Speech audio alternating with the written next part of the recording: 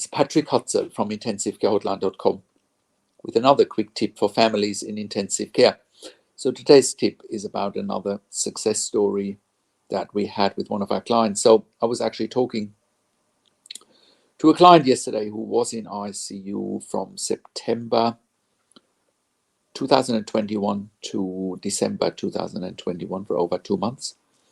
At the time, this lady was 46 years of age. She was in ICU with lupus and COVID, and she was on a ventilator with a breathing tube, was on high doses of inotropes. She was in kidney failure, and things were looking pretty grim. Her sister at the time reached out to me asking for help, and lo and behold, we went on a call with the ICU team who, was painting this doom and gloom narrative, was painting this doom and gloom picture and saying that, her sister won't improve and that she will not survive intensive care. And, any treatment would be futile. Now, that was in the absence of an advanced care plan, i.e. her sister did not have, documented what she would want in a situation like this if she ever went into ICU and was life support dependent.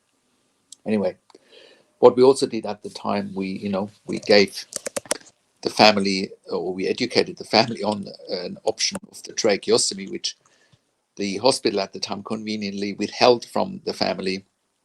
They didn't even tell the family that tracheostomy was an option to prolong life. One could argue that they were deliberately misleading the family. Now, so what happened next was, we also reviewed medical records at the time. And what we did was, again, looking at medical records and saying, well, this lady needs to be given a chance. And the longer they keep her in an induced coma, the more damage will be done. Now, while we were looking at the medical records, it took another 3 or 4 weeks for this lady to get a tracheostomy because the hospital was deliberating on it, couldn't make up their mind. In the meantime, she was heavily sedated in ICU, meaning every day in the induced coma, she was deconditioning and she wasn't being moved. And, her muscles were deteriorating. She was deconditioning, and only 4 weeks later, she had the tracheostomy, even though when you look at the research, tracheostomy should be done after about day 10 to 14 of mechanical ventilation in intensive care, assuming someone can't be weaned off the ventilator, right? So, yesterday I had more or less the debrief call with this lady who was a patient at the time. It's nearly 2 years later. She's now at home. She's living at home. She's on a BiPAP machine, but she is living at home more or less independently. That is in spite of the hospital saying at the time, and also documenting in medical records, that this lady will not survive intensive care. So it's interesting, that intensive care teams always paint this black picture, this doom and gloom picture, and not giving people a fair chance. No one has a crystal ball, and people need to be given a chance. If it hadn't been for our intervention at the time, this lady would have passed away at the young age of 46 with her first grandchild on her way at the time, and with the intensive care unit at the time not educating the family on a tracheostomy. That's why I keep always saying over and over again, number one, the biggest challenge for families in intensive care is that they don't know what they don't know. They don't know what to look for. They don't know what questions to ask. They don't know their rights. And they don't know how to manage doctors and nurses in intensive care. And furthermore, intensive care teams don't even tell families half of the story of what's going on, which was evident in this situation, right? The other thing that they said in the meeting, and was also documented in the medical records, she will never come off the ventilator, right? Well, which is not true. She came off the tracheostomy even.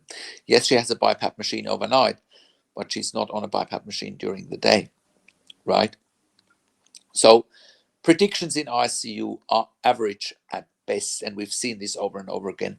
Many of our clients where we successfully intervened to give people a second chance at life, And I've also recorded a podcast the other day with a previous client who who's also an ICU survivor. If we hadn't, and if it was for our intervention and advocacy that the client also survived intensive care. So look, that is my quick tip for today. Never ever give up. What is written on a piece of paper is just that. It's written on a piece of paper. It doesn't mean anything, right? And it doesn't mean anything, and it is just a piece of paper.